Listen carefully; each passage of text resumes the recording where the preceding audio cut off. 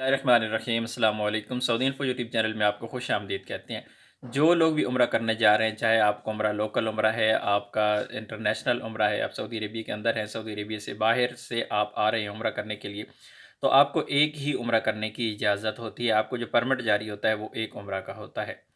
तो अगर आप दूसरा उम्रा करना चाहते हैं, अगर आप बैरूनी मुल्क से आ रहे हैं और आपके पास 10 दिन होते हैं, 3 दिन आपको क्वारंटाइन होना होता है, 7 दिन आपने मक्का और मदीना के अंदर 3 दिन, 4 दिन इस तरह तकसीम करके टोटल 7 दिन सऊदी अरेबिया में जो उम्रा और ज़ियारत के लिए आपको मिलते हैं। लेकिन 3 दिन तो क्वारंटाइन के होते हैं, टोटल 10 दिन होते हैं।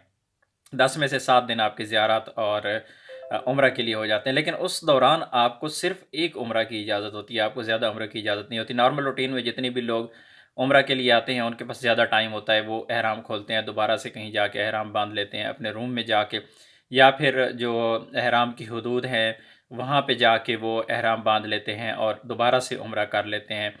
लेकिन अभी क्योंकि आपको उम्रा करने के लिए पहले परमिशन लेनी पड़ती है, परमिट आपको जारी करवाना पड़ता है, तो वो एक ही जारी होता है। इसी तरह लोकल को भी एक ही जारी होता है। तो जो लोकल उम्रा वाले हैं, उनका तो इतना मसला नहीं है, उनको तो एक ही उम्रे की इजाज़त है। वो जब आते हैं, उम्रा करते हैं, उम्रा करके चले जाते हैं।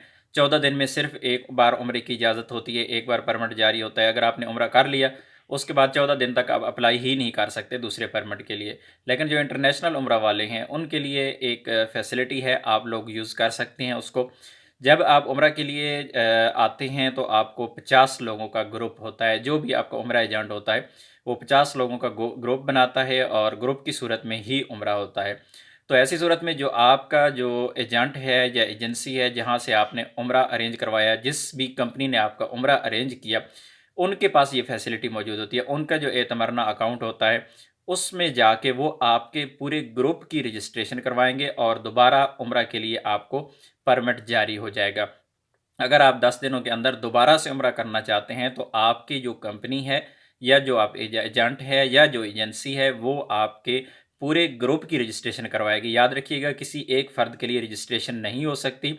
ये आपकी कंपनी पूरे लोगों की, जितना भी ग्रुप होगा, 50 लोगों का नॉर्मल ग्रुप है, तो तमाम के तमाम लोगों का वो ग्रुप के लिए वो सिलेक्शन करेंगे और रजिस्ट्रेशन करवाएँगे, परमिशन लेंगे, तो उनको परमिट जारी हो जाएगा।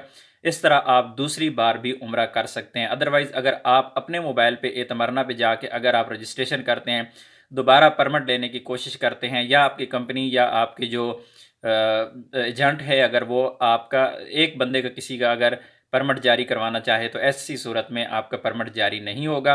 लोकल उम्रा वाले सिर्फ़ और सिर्फ़ एक बार उम्रा कर सकते हैं। जब आपने उम्रा कर लिया, तो दोबारा 14 दिन तक आप दोबारा नया परमिट नहीं ले सकते। इंटरनेशनल वालों के लिए ज़बरदस्त चीज़ है। आप अपनी जो भी कंपनी है या जो भी आपका एजेंट है, जो भी उम्रा वीज़ा वाली कंपनी है जिससे आपने उम्रा का पैकेज लिया, जिसके थ्रू आप उम्रा के लिए आए, वही आपके लिए ये फैसिलिटी आपको दे सकता है। ज़ाहिर है, आप अगर ये वीडियो देख रहे हैं, तो आपका ताल्लुक पाकिस्तान, इंडिया, बांग्लादेश, नेपाल या अफ़गानिस्तान से हो सकता है, तो आप उसको ये वीडियो ज़रूर दिखा दीजिएगा। अगर वो नहीं मान रहे, तो मैं कन्फ़र्म कर रहा हूँ कि इंशाल्लाह आपको दोबारा से उम्रा की परमिशन मिल जाएगी, परमिट जारी ऑनलाइन हो जाएगा। उम्मीद है आज की इन्फॉर्मेशन आपको अच्छी लगी होगी। मिलते हैं एक और नई वीडियो के साथ, तब तक के लिए इजाज़त दीजिए। अल्लाह हाफ़िज़।